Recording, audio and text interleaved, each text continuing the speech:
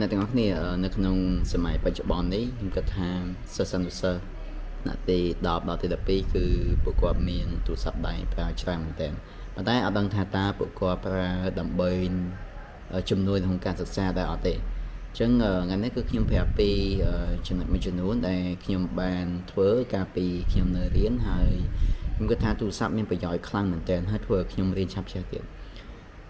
ដែលចំណុចនោះមានដូចជាបាទទី1គឺតកតូនជាមួយនឹងការប្រើទូរស័ព្ទមានថាការប្រើ social media អ្នកទាំងគ្នាប្រហែលជាលេងច្រើនហើយតកតូនមួយ social media មាន Facebook TikTok YouTube ឬក៏អីផ្សេងហ្នឹងប៉ុន្តែខ្ញុំអត់ដឹងថាតើអ្នកទាំងអស់គ្នាបាន follow page របស់អ្នករៀនដែរអត់ទេ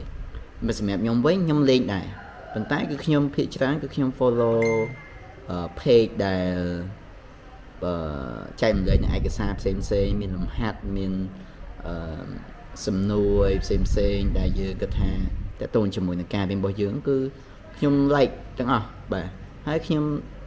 មានថា new fit របស់ខ្ញុំគឺសុទ្ធតែមេរៀនអញ្ចឹងគឺជួយខ្ញុំបានច្រើនគឺខ្ញុំជ្រាបមើលទូរស័ព្ទបដាមើល Facebook អីចឹងទៅហើយខ្ញុំបានរៀនសូត្រទៀតបាទអាហ្នឹងគឺជាចំណុចទី1ហើយចំណុចទី2ហ្នឹងគឺយើងប្រើអ៊ីនធឺណិតដើម្បីរៀនសូត្រកាលពីកាលមុនអត់មាន AI ទេ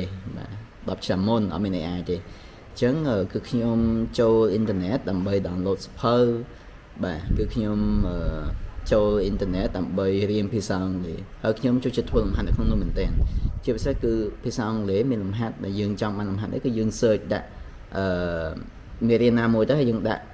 លំហាត់ពីខាងក្រោយឬក៏ exercise ខាងក្រោយទៅគឺនឹងមានលំហាត់ឲ្យយើងធ្វើហើយមានអារម្មណ៍ថាសប្បាយអត់ណាគេចាច់យើងធ្វើខុសហ្មងក៏បានដែរអញ្ចឹងល្អមែនតើនៅក្នុង website ហ្នឹងហើយអ្នកទាំងអស់គ្នាគួរតែសាកល្បងចូលធ្វើដែរហើយចុងក្រោយដោយសារតែឥឡូវវា update ហើយអញ្ចឹងយើងមាន AI ច្រើន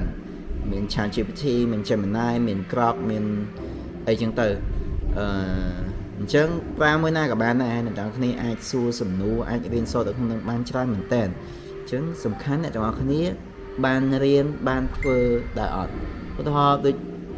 យើងមានលំហាត់ដែលយើងអត់ចេះគឺយើងអាចសាកសួរ AI ថតផ្ញើវាទៅវាបញ្យល់ឲ្យយើងស្រាប់អញ្ចឹងអត់មានអីពិបាកទេនៅក្នុងសម័យនេះហើយការរៀនគឺមានច្រើនមែនតើអ្វីសំខាន់តែយើងឆ្លៀតរៀនខ្លួនឯងអត់ខ្លះតែយកទូរស័ព្ទទៅមើលតែ social media មើលតែគេរាំមើលតែគេជេរគ្នាអញ្ចឹងអាហ្នឹងគឺជាបញ្ហាតែសម្រាប់អ្នករៀនបើមិនយើងដឹងគោលដៅខ្លួនឯងហើយគឺយើងយកទូរស័ព្ទហ្នឹងរៀនបានគ្រប់ទីកន្លែងអាច download ជាសៀវភៅបាទអាចសួរ AI បាទរៀនជាមួយ AI ហើយទៅអង្គុយធ្វើលំហាត់ធ្វើអីទៅនៅក្នុងទូរស័ព្ទក៏យើងអាចធ្វើបានដែរអញ្ចឹងនេះគឺជា tip មួយចំនួនដែលខ្ញុំចង់ចែកម្លែកទៅអ្នកទាំងអស់គ្នានៅក្នុងការប្រើទូរស័ព្ទឲ្យមានប្រយោជន៍អញ្ចឹងសង្ឃឹមថាអ្នកទាំងអស់គ្នានឹងឆ្លៀតរៀនបាទជាពិសេសគឺតកតូនជាមួយនឹងទូរស័ព្ទវាជាអាចថារងថ្ងៃវាជា distraction យើងមែនតើមានន័យថាគឺជាអ្នកដែលរំខានយើងបាទរំខានក្នុងការរៀនបាទឲ្យលឺរោទីងទឹងយើងទៅចុចទូរស័ព្ទបើកមើលនេះមើលនោះអីចឹងទៅប៉ុន្តែយើងអត់បានរៀនសូត្រទេប៉ុន្តែនៅក្នុងករណីនេះគឺយើងប្រើវាឲ្យមានប្រយោជន៍អញ្ចឹងយើងលេងផងយើងរៀនផងរៀនគ្រប់ទីកន្លែងហើយទូរស័ព្ទខ្ញុំគិតថា